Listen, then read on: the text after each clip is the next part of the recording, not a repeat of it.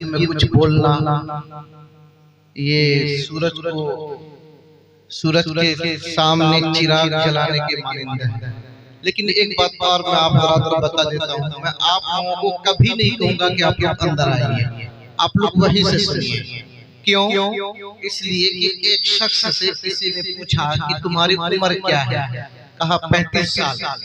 फिर एक साल के बाद पूछा, कहा तुम्हारी उम्र क्या है, कहा 35 साल।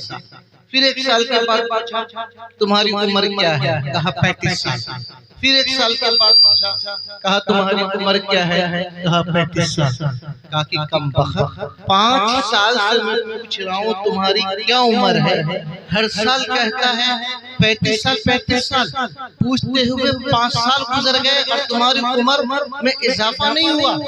तो वो शख्स कहता है मैं ऐसा वैसा मुसलमान नहीं हूँ, गिबहा के जलसे में रोड पर खड़े होने वाला जैसा मुसलमान हूँ।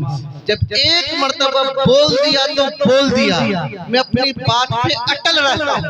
आप कुछ भी कह दें, मैं अपनी बात से फिरूंगा नहीं। जब पहली मर्तबा बोल दिया कि 35 साल का हूँ तो 5 साल के बाद भी 35 साल।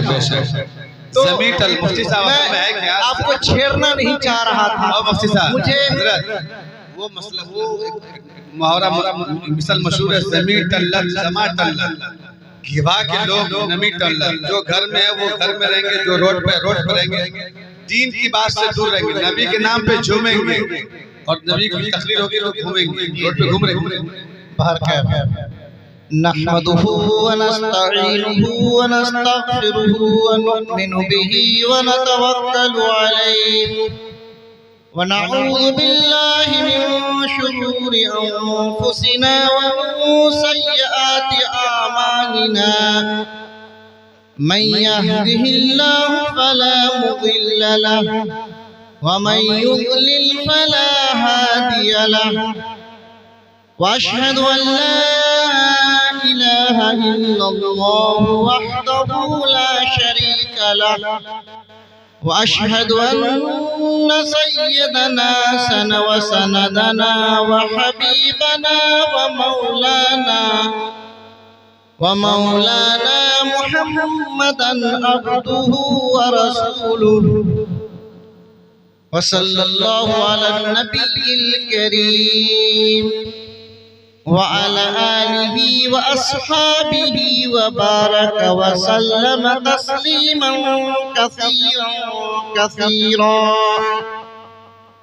अम्मा बाद फ़क़द क़ाल रसूलुल्लाह सल्लल्लाहु अलैहि वसल्लम खैरुन नास मन यनफ़उन नास। मेरे मोहतरम बुजुर्गों, मैं आपके और हजरत मुफ्ती साहब के दरमियान ज्यादा देर तक हायल रहना पसंद नहीं करता। दरअसल मैं भी हजरत मुफ्ती साहब के बयानात को सुनने के लिए आया हूँ, सीखने के लिए आया हूँ और हुक्म हुआ तो मैं आप हजरात के सामने हाजिर हुआ। बस 2-4 मिनट में मैं अपनी बात को मुकम्मल करके अपनी जगह ले लूंगा। मेरे मोहतरम बुजुर्गों, हम लोगों ने जलसा किया इस्लाहे मुआशरा का। मैं ये समझता हूँ कि ये जलसा नहीं होना चाहिए, ये जलसे जुलूस बिल्कुल बंद हो जाने चाहिए। इस जलसे के आड़ में गुनाह होता है, इस जलसे के आड़ में गुनाह होता है और मर्द औरतों का इख्तिलाफ होता है। गिबहा में जब तक जलसा नहीं हुआ उस वक्त तक औरतें पर्दे में थी, घरों में थी। आज जलसा हो रहा है, औरतें भी बाजार में हैं, मर्द भी बाजार में हैं। क्या ये बाजार सजाने के लिए आपने जलसा किया है? अगर आपने बाजार सजाने के जलसा किया है तो फिर ये जलसा नहीं, फिर ये जलसा आपका बाजार है। अगर आपने मोहम्मद रसूलुल्लाह सल्लल्लाहु अलैहि वसल्लम और अल्लाह के अहकामात को सुनने के लिए, उलमा की ज़ियारत के लिए, उलमा की बातों को सुनने के लिए, उस पर अमल करने की नीयत से अगर आपने जलसा सजाया है तो खुदा की कसम आपको गिभा के सड़कों पे नजर नहीं आना चाहिए, आपको जलसा गाह में दिखना चाहिए। लेकिन बड़े अफसोस के साथ मैं आप हज़रात से कहता हूँ कि आप लोग जलसा गाह को छोड़कर सड़कों को सजाए हुए हैं, सड़कों की जीनत बने हुए हैं। याद रखिए, कोई हिस्सा आपको मिलने वाला नहीं है इस इजलास से। यहाँ तो हिस्सा उसी को मिलेगा जो पिंडाल में रहेगा, जो हद में रहेगा, जो हुदूद में रहेगा, जो जमात में रहेगा, जो जमात से खारिज होगा, जो हद से बाहर होगा, जो पिंडाल से बाहर होगा, उसको कोई हिस्सा अल्लाह तबारक व तआला इस इजलास से देने वाला नहीं। अगर आप चाहते हैं कि आप भी अपना हिस्सा लें तो मेरे मोहतरम बुजुर्गो दोस्तों, बड़े ही आजिज़ी के साथ मैं आपसे कहता हूं कि आप अंदर तशरीफ ले आए, आप अंदर तशरीफ ले आए और बैठकर जलसे को सुने। बस 2-4 मिनट और मैं बोलता हूँ, हजरत मुफ्ती साहब का बयान होना है, फिर हजरत मुफ्ती साहब दुआ फरमावेंगे और दुआ में शरीक होकर के ही हम लोगों को अपने घरों को जाना है। इंशाअल्लाह हम लोग जलसा सुनेंगे, इंशाअल्लाह हाथ उठा कर कहिएगा, इंशाअल्लाह सब लोग सुनने वाले हैं। लेकिन जो लोग सड़कों पे हैं वो सड़क की जीनत बने हुए हैं, मैं उनसे भी कहता हूँ आ जाइए अंदर, आ जाइए, मत पिछड़िए। अब आखिरी वक्त है जलसे का और रात भी आधी गुजर चुकी है। आ जाइए, सब मिलकर बैठकर सुनिए 2-4 बातें, फिर मुफ्ती साहब के खिताब को सुनिए और दुआ होगी इंशाअल्लाह। मुझे तो उन्वान मिला था और वही इजलास कामयाब होता है जहाँ उलमा किराम को अलग अलग उन्वान दे दिया जाता है और वक्त की तहदीद कर दी जाती है। यहाँ भी हर एक को उन्वान दिया गया और वक्त को महदूद कर दिया गया। 12 बजे बाज़ाब्ता दुआ होनी थी, लेकिन आप लोगों के वक्त पर न आने की वजह से ये ताख़ीर हो रही है। अगर आप पहले आते हैं तो 12 बजे यकीनन जो निज़ामुल औक़ात है उसके मुताबिक दुआ हो जाना था। बाहर के अल्लाह तबारक व तआला हम सब अपने मकसद में कामयाब फरमावे।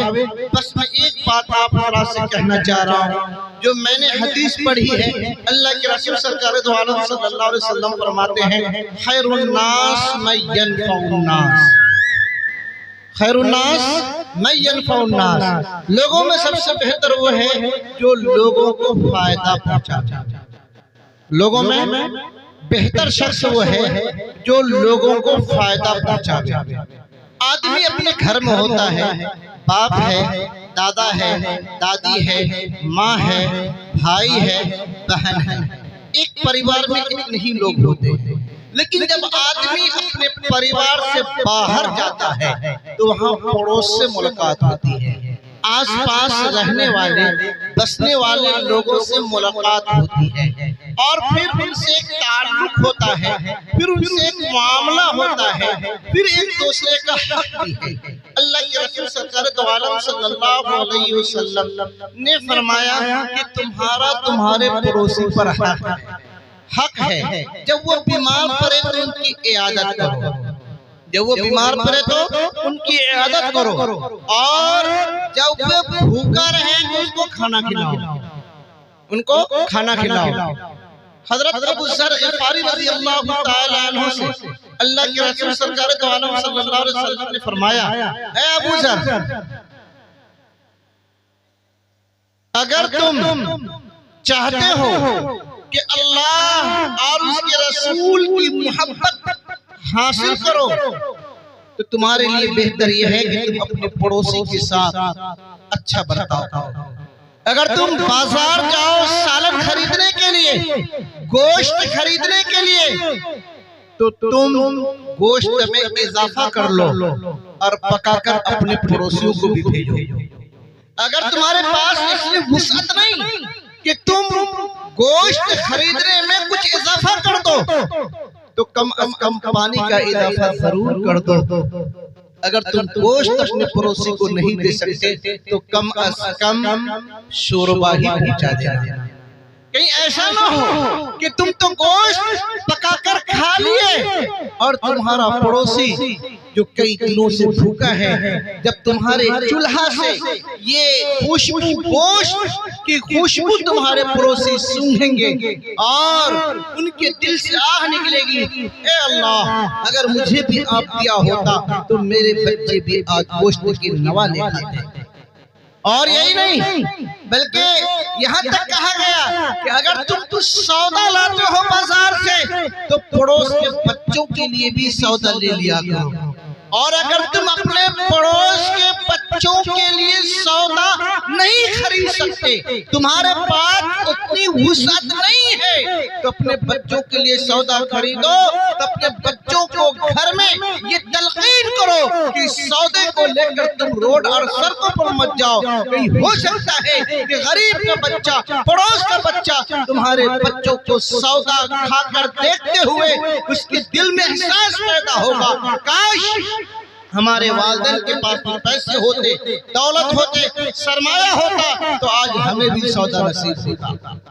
मेरे मोहतरम बुजुर्गों, दोस्तों, अल्लाह के रसूल सरकार दो आलम सल्लल्लाहु अलैहि वसल्लम ने फरमाया कि वो शख्स जन्नत में दाखिल नहीं हो सकता, वो शख्स जन्नत में दाखिल नहीं हो सकता जिनका पड़ोसी उनकी शर से महफूज ना हो, जिनका पड़ोसी उनके शर से महफूज न हो। अल्लाह के रसूल सरकार दो आलम सल्लल्लाहु अलैहि वसल्लम फरमाते हैं, खुदा की कसम वो मोमिन नहीं, खुदा की कसम वो मोमिन नहीं, खुदा की कसम वो मोमिन नहीं। सहाबा ने पूछा, या रसूलल्लाह कौन है जो मोमिन नहीं है?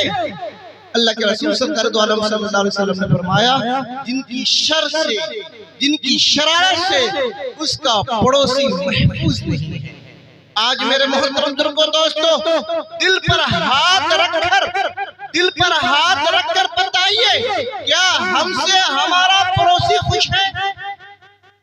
हमने अपने पड़ोसी को कितना खुश किया?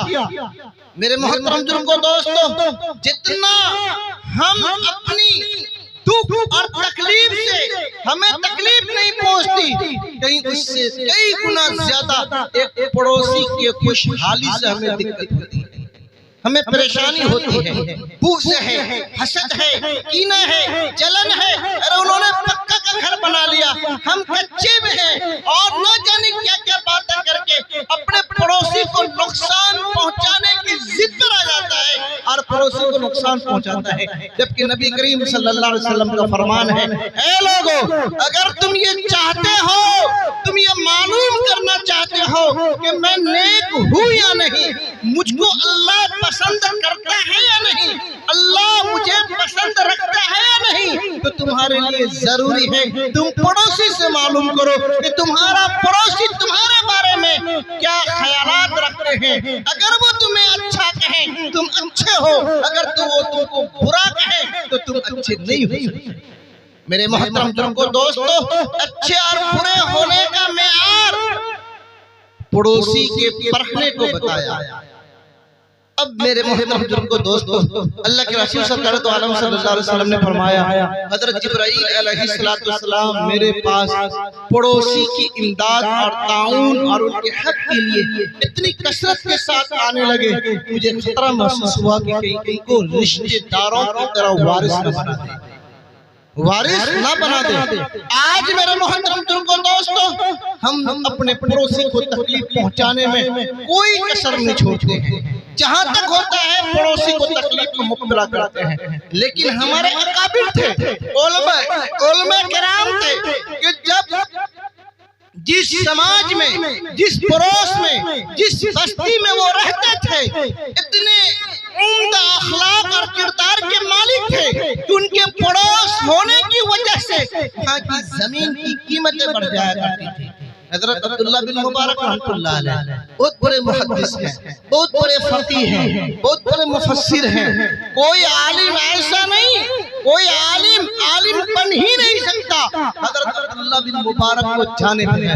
इतने बड़े मुहद्दिस, इतने बड़े फकीह। मेरे मोहतरम बुजुर्गों को दोस्तों, बगदाद में गालिबन आपका घर है और उनके पड़ोस में एक यहूदी है। यहूदी ने ऐलान कस्बा कर दिया कि मुझे अपनी जमीन बेचनी है, लेकिन कायदे के एतबार से, ज़ाब्ते के एतबार से इस जमीन की कीमत तो 1000 दिरहम है, लेकिन मैं 2000 दिरहम इस जमीन की कीमत रखता हूँ। लोगों ने पूछा कि ए यहूदी, क्यों? जब पूरे बगदाद की जमीन एक रेट में बिक रही है, वो 1000 तुम्हारी जमीन की कीमत है, फिर 2000 तू क्यों वसूल कर रहा है? हजरत उस यहूदी ने फरमाया कि देखो भाई, मेरे जमीन की कीमत तो हकीकत में एक ही दिनार है, एक ही 1000 दिरहम है, लेकिन मैं 2000 इसलिए लूंगा कि इस वक्त पूरी दुनिया में खंगाल लो, देख लो, हमारी जमीन की तरह कोई जमीन भी नहीं मिलेगी। कहा कि अच्छा, तुम्हारे जमीन पे कुछ सुरखाब का पर लगा हुआ है? कहा कि हाँ, सुरखाब का पर लगा हुआ है। क्यों? कि जो मेरी जमीन खरीदेगा, घर बनाएगा, बसेगा, उसका पड़ोसी अब्दुल्ला बिन मुबारक जैसा मुहद्दिस होगा। खुदा की कसम, रूए जमीन पर उससे बेहतर पड़ोसी तुझे कहीं नहीं मिल सकता। मेरे मोहतरम बुजुर्गों दोस्तों, एक यहूदी कह रहा है, गैर ईमान वाला कह रहा है कि अब्दुल्ला बिन मुबारक जो मुसलमानों का बड़ा आलिम, बड़ा मुहद्दिस, बड़ा फकीह, एक यहूदी कह रहा है उससे बड़े अखलाक वाला, उससे बढ़िया, उससे बेहतर पड़ोसी रूए जमीन पर तुझे कहीं नहीं मिलेगा, इसलिए मेरी इस जमीन की कीमत 2 गुनी है। मेरे मोहतरम बुजुर्गों दोस्तों, क्या है हम ऐसे पड़ोसी?